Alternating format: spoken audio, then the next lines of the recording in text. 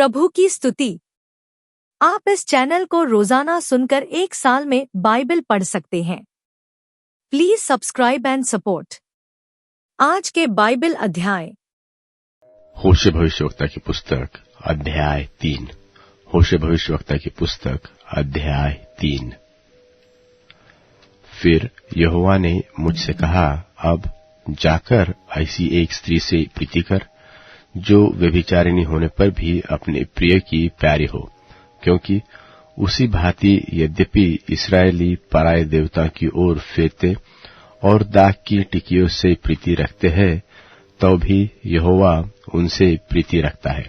तब मैंने एक स्त्री को चांदी के 15 टुकड़े और 1.5 होमेर जव देकर मोल लिया, और मैंने उससे कहा, तू बहुत दिन तक मेरे लिए बैठी रहना, और न तो छिनाल करना, और न किसी पुरुष की स्त्री हो जाना, और मैं भी तेरे लिए ऐसा ही रहूंगा, क्योंकि इस्राएली बहुत दिन तक बिना राजा, बिना हाकिम, बिना यज्ञ, बिना लाठ और बिना एपोद व गृह देवताओं के बैठे रहेंगे।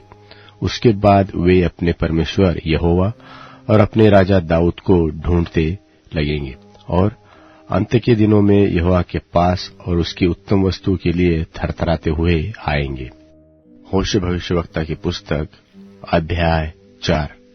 होशे भविष्यवक्ता की पुस्तक अध्याय 4।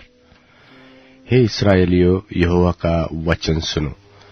यहोवा का इस देश के वासियों के साथ मुकद्दमा है, क्योंकि इसमें न तो कुछ सच्चाई है और न कुछ करुणा, न कुछ परमेश्वर का ज्ञान ही है। श्राप देने, झूठ बोलने, वध करने, चुराने, व्यभिचार करने को छोड़ कुछ नहीं होता। वे व्यवस्था की सीमा को लांघकर निकल गए। वे कुकर्म करते हैं और खून ही खून होता रहता है। इस कारण यह देश विलाप करेगा, और मैदान के जीव जंतुओं और आकाश के पक्षियों समेत उसके सब निवासी कुम्हला जाएंगे। समुद्र की मछलियां भी नाश हो जाएगी। देखो, कोई वाद विवाद न करे, न कोई उल्हाना दे, क्योंकि तेरे लोग तो याजक से वाद विवाद करने वालों के समान हैं। तू दिन दोपहरी ठोकर खाएगा, और रात को भविष्यवक्ता भी तेरे साथ ठोकर खाएगा, और मैं तेरी माता को नष्ट करूंगा। मेरी प्रजा मेरे ज्ञान के बिना नाश हो जाएगी। तूने जो मेरे ज्ञान को तुच्छ जाना है, इसलिए मैं तुझे अपना याजक रखने के अयोग्य ठहराऊंगा, और तूने जो अपने परमेश्वर की व्यवस्था को तज दिया है, इसलिए मैं भी तेरे लड़के बालों को छोड़ दूंगा। जैसे जैसे वे बदलते गए, वैसे वैसे वे मेरे विरुद्ध पाप करते गए। मैं उनके विभव के बदले उनका अनादर करूंगा। वे मेरी प्रजा के पाप बलियों को खाते हैं और प्रजा के पापी होने की लालसा करते हैं। इसलिए प्रजा की जो दशा होगी वही याजक की भी होगी, और मैं उनके चाल चलन का दंड दूंगा और उनके कामों का बदला उनको दूंगा। वे खाएंगे तो सही, परंतु तृप्त न होंगे, और वेश्यागमन तो करेंगे परंतु न बढ़ेंगे, क्योंकि उन्होंने यहोवा की ओर मन लगाना छोड़ दिया है। वेश्यागमन और दाखमधु और ताजा दाखमधु, ये तीनों बुद्धि को भ्रष्ट करते हैं। मेरी प्रजा के लोग अपने काठ से प्रश्न करते हैं, और उनकी छड़ी उनको बताती है, क्योंकि छिनाल करने वाली आत्मा ने उन्हें बहकाया है, और वे अपने परमेश्वर की अधीरता छोड़कर छिनाल करते हैं। बांज, चिनार और छोटे बांज वृक्षों की छाया जो अच्छी होती है, इसके लिए वे उसके तले पहाड़ों की चोटियों पर यज्ञ करते हैं और टीलों पर धूप जलाते हैं। इस कारण तुम्हारी बेटियां छिनाल और तुम्हारी बहुएं व्यभिचारिणी हो गई है। चाहे तुम्हारी बेटियां छिनाल और तुम्हारी बहुएं व्यभिचार करें, तो भी मैं उनको दंड न दूंगा, क्योंकि वे आप ही वेश्याओं के साथ एकांत में जाते और देवदासियों के साथी होकर यज्ञ करते हैं, और वे लोग जो समझ नहीं रखते, वे गिरा दिए जाएंगे। हे इस्राएल, यद्यपि तू छिनाल करता है, तो भी यहूदी दोषी न बने, न तो गिलगाल को आओ और न बेतावेन को चढ़ जाओ, और न यह कहकर शपथ खाओ कि यहोवा के जीवन की सौगंध, क्योंकि इस्राएल ने हठीली कलोर की नाई हठ किया है। अब यहोवा उन्हें भेड़ के बच्चे की नाई लंबे चौड़े मैदान में चराएगा। एप्रैम तो मूर्तों का संगी हो गया है, इसलिए उसको रहने दे। वे दाखमधु पी चुकते हैं, तब वेश्यागमन करने में लग जाते हैं। उनके प्रधान लोग निराधार होने के अति प्रीति रखते हैं। आंधी उनको अपने पंखों में बांधकर उड़ा ले जाएगी और उनके बलिदानों के कारण उनकी आशा टूट जाएगी। होशे भविष्यवक्ता की पुस्तक अध्याय 5। होशे भविष्यवक्ता की पुस्तक अध्याय 5।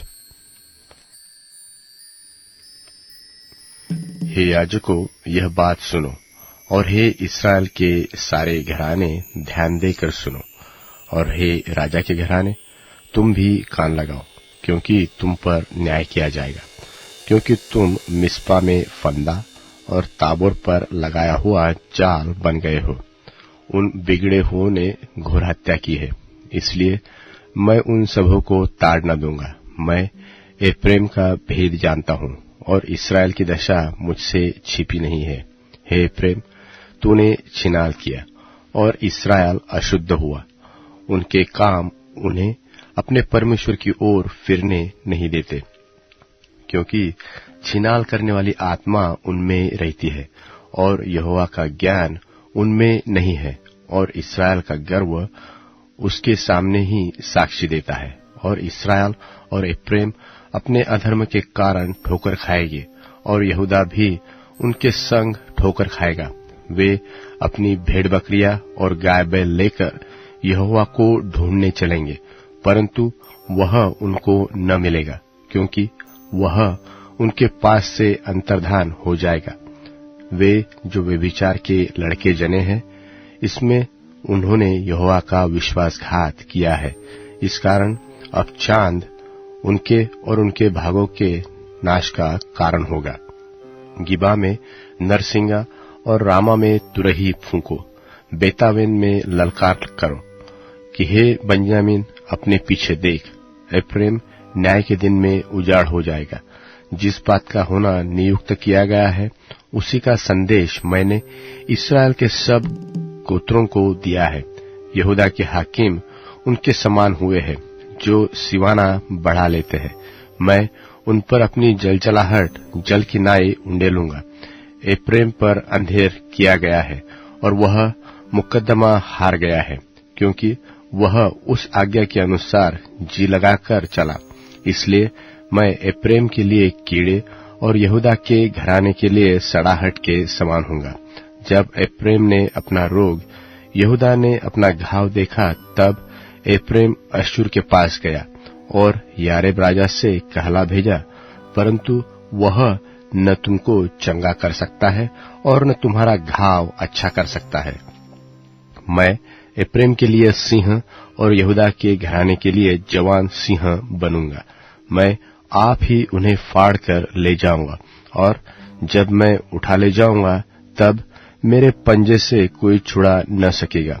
जब तक वे अपने को अपराधी मानकर मेरे दर्शन के खोजी न होंगे, तब तक मैं जाकर अपने स्थान को लौटूंगा।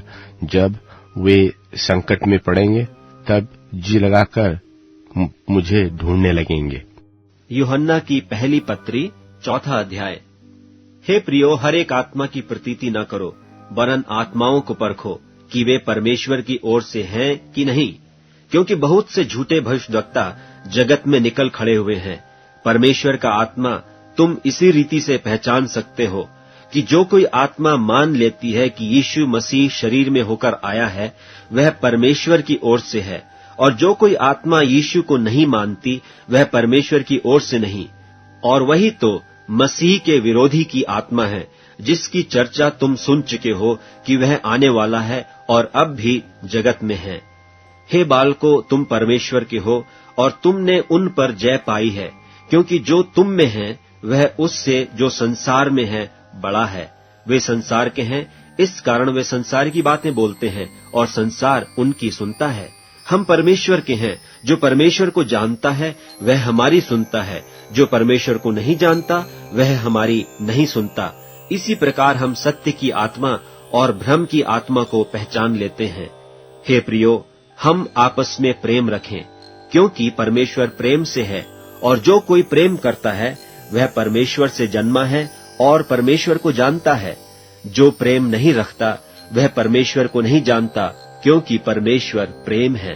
जो प्रेम परमेश्वर हमसे रखता है वह इससे प्रकट हुआ कि परमेश्वर ने अपने इकलौते पुत्र को जगत में भेजा है कि हम उसके द्वारा जीवन पाएं। प्रेम इसमें नहीं कि हमने परमेश्वर से प्रेम किया, पर इसमें है कि उसने हमसे प्रेम किया और हमारे पापों के प्रायश्चित के लिए अपने पुत्र को भेजा। हे प्रियो, जब परमेश्वर ने हमसे ऐसा प्रेम किया तो हमको भी आपस में प्रेम रखना चाहिए। परमेश्वर को कभी किसी ने नहीं देखा। यदि हम आपस में प्रेम रखें तो परमेश्वर हम में बना रहता है और उसका प्रेम हम में सिद्ध हो गया है। इसी से हम जानते हैं कि हम उसमें बने रहते हैं और वह हम में, क्योंकि उसने अपने आत्मा में से हमें दिया है। और हमने देख भी लिया और गवाही देते हैं कि पिता ने पुत्र को जगत का उद्धार करता करके भेजा है। जो कोई यह मान लेता है कि यीशु परमेश्वर का पुत्र है, परमेश्वर उसमें बना रहता है और वह परमेश्वर में। और जो प्रेम परमेश्वर हमसे रखता है उसको हम जान गए और हमें उसकी प्रतीति है। परमेश्वर प्रेम है, और जो प्रेम में बना रहता है वह परमेश्वर में बना रहता है और परमेश्वर उसमें बना रहता है। इसी से प्रेम हम में सिद्ध हुआ कि हमें न्याय के दिन हियाव हो, क्योंकि जैसा वह है वैसे ही संसार में हम भी हैं। प्रेम में भय नहीं होता, वरन सिद्ध प्रेम भय को दूर कर देता है, क्योंकि भय से कष्ट होता है, और जो भय करता है वह प्रेम में सिद्ध नहीं हुआ। हम इसलिए प्रेम करते हैं कि पहले उसने हमसे प्रेम किया। यदि कोई कहे कि मैं परमेश्वर से प्रेम रखता हूं और अपने भाई से बैर रखे, तो वह झूठा है। क्योंकि जो अपने भाई से जिसे उसने देखा है प्रेम नहीं रखता, तो वह परमेश्वर से भी जिसे उसने नहीं देखा प्रेम नहीं रख सकता। और उससे हमें यह आज्ञा मिली है कि जो कोई परमेश्वर से प्रेम रखता है वह अपने भाई से भी प्रेम रखे। यूहन्ना की पहली पत्री 5वां अध्याय। जिसका यह विश्वास है कि यीशु ही मसीह है, वह परमेश्वर से उत्पन्न हुआ है, और जो कोई उत्पन्न करने वाले से प्रेम रखता है वह उससे भी प्रेम रखता है जो उससे उत्पन्न हुआ है। जब हम परमेश्वर से प्रेम रखते हैं और उसकी आज्ञाओं को मानते हैं, तो इसी से हम जानते हैं कि परमेश्वर की संतानों से प्रेम रखते हैं। और परमेश्वर का प्रेम यह है कि हम उसकी आज्ञाओं को माने, और उसकी आज्ञाएं कठिन नहीं, क्योंकि जो कुछ परमेश्वर से उत्पन्न हुआ है वह संसार पर जय प्राप्त करता है, और वह विजय जिससे संसार पर जय प्राप्त होती है हमारा विश्वास है। संसार पर जय पाने वाला कौन है? केवल वह जिसका यह विश्वास है कि यीशु परमेश्वर का पुत्र है। यही है वह जो पानी और लोहू के द्वारा आया था, अर्थात यीशु मसीह। वह न केवल पानी के द्वारा वरन पानी और लोहू दोनों के द्वारा आया था। और जो गवाही देता है वह आत्मा है, क्योंकि आत्मा सत्य है। और गवाही देने वाले 3 हैं, आत्मा और पानी और लोहू, और तीनों एक ही बात पर सम्मत हैं। जब हम मनुष्यों की गवाही मान लेते हैं तो परमेश्वर की गवाही तो उससे बढ़कर है। और परमेश्वर की गवाही यह है कि उसने अपने पुत्र के विषय में गवाही दी है। जो परमेश्वर के पुत्र पर विश्वास करता है वह अपने ही में गवाही रखता है। जिसने परमेश्वर की प्रतीति नहीं की उसने उसे झूठा ठहराया, क्योंकि उसने उस गवाही पर विश्वास नहीं किया जो परमेश्वर ने अपने पुत्र के विषय में दी है। और वह गवाही यह है कि परमेश्वर ने हमें अनंत जीवन दिया है, और यह जीवन उसके पुत्र में है। जिसके पास पुत्र है उसके पास जीवन है, और जिसके पास परमेश्वर का पुत्र नहीं उसके पास जीवन भी नहीं है। मैंने तुम्हें जो परमेश्वर के पुत्र के नाम पर विश्वास करते हो इसलिए लिखा है कि तुम जानो कि अनंत जीवन तुम्हारा है। और हमें उसके सामने जो हियाव होता है वह यह है कि यदि हम उसकी इच्छा के अनुसार कुछ मांगते हैं तो वह हमारी सुनता है। और जब हम जानते हैं कि जो कुछ हम मांगते हैं वह हमारी सुनता है, तो यह भी जानते हैं कि जो कुछ हमने उससे मांगा वह पाया है।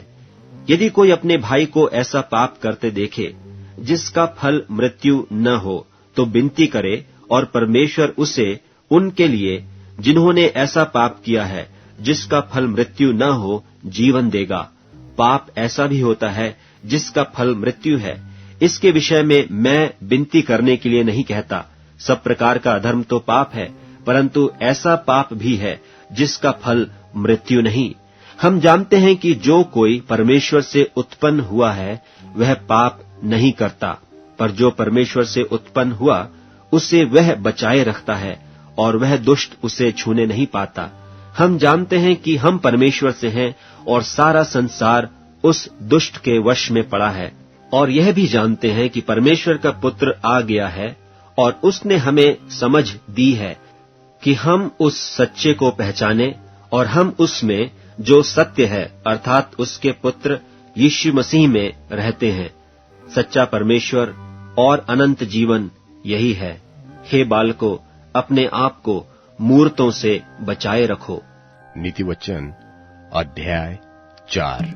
नीतिवचन अध्याय 4। हे मेरे पुत्रों, पिता की शिक्षा सुनो और समझ प्राप्त करने में मन लगाओ, क्योंकि मैंने तुमको उत्तम शिक्षा दी है। मेरी शिक्षा को न छोड़ो। देखो, मैं भी अपने पिता का पुत्र था और माता का अकेला दुलारा था, और मेरा पिता मुझे यह कहकर सिखाता था कि तेरा मन मेरे वचन पर लगा रहे, तू मेरी आज्ञाओं का पालन कर, तब जीवित रहेगा। बुद्धि को प्राप्त कर, समझ को भी प्राप्त कर, उनको भूल न जाना, न मेरी बातों को छोड़ना। बुद्धि को न छोड़, वह तेरी रक्षा करेगी। उससे प्रीति रख, वह तेरा पहरा देगी। बुद्धि श्रेष्ठ है, इसलिए उसकी प्राप्ति के लिए यत्न कर। जो कुछ तू प्राप्त करे उसे प्राप्त तो कर, परंतु समझ की प्राप्ति का यत्न घटने न पाए। उसकी बढ़ाई कर, वह तुझको बढ़ाएगी। जब तू उससे लिपट जाए तब वह तेरी महिमा करेगी। वह तेरे सिर पर शोभायमान भूषण बांधेंगी और तुझे सुंदर मुकुट देगी। हे मेरे पुत्र, मेरी बातें सुनकर ग्रहण कर, तब तू बहुत वर्ष तक जीवित रहेगा। मैंने तुझे बुद्धि का मार्ग बताया है और सीधाई के पथ पर चलाया है। चलने में तुझे रोक टोक न होगी, और चाहे तू दौड़े तो भी ठोकर न खाएगा। शिक्षा को पकड़े रह, उसे छोड़ न दे, उसकी रक्षा कर, क्योंकि वही तेरा जीवन है। दुष्टों की बाट में पांव न धरना और न बुरे लोगों के मार्ग पर चलना। उसे छोड़ दे, उसके पास से भी न चल, उसके निकट से मुड़कर आगे बढ़ जा, क्योंकि दुष्ट लोग यदि बुराई न करे तो उनको नींद नहीं आती, और जब तक वे किसी को ठोकर न खिलाए तब तक उन्हें नींद नहीं पड़ती।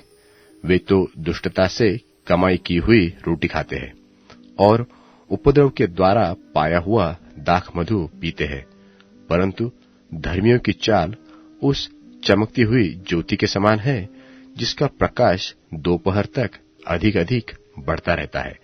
दुष्टों का मार्ग घोर अंधकारमय है, वे नहीं जानते कि हम किससे ठोकर खाते हैं। हे मेरे पुत्र, मेरे वचन ध्यान धर के सुन और अपना कान मेरी बातों पर लगा। इनको अपनी आंखों की ओट न होने दे, वरन अपने मन में धारण कर, क्योंकि जिनको वे प्राप्त होती है वे उनके जीवित रहने का और उनके सारे शरीर के चंगे रहने का कारण होती है। सबसे अधिक अपने मन की रक्षा कर, क्योंकि जीवन का मूल स्रोत वही है। टेढ़ी बात अपने मुंह से मत बोल और चालबाजी की बातें कहना तुझसे दूर रहे। तेरी आंखें सामने की ही ओर लगी रहे और तेरी पलकें आगे की ओर खुली रहे। अपने पांव धरने के लिए मार्ग को समर्थ कर और तेरे सब मार्ग ठीक रहे। न तो दाहिनी मुड़ना और न बाई ओर अपने पांव को बुराई के मार्ग पर चलने से हटा ले। अब Amazon music, tune in, Spotify और YouTube म्यूजिक में उपलब्ध है। Please follow it.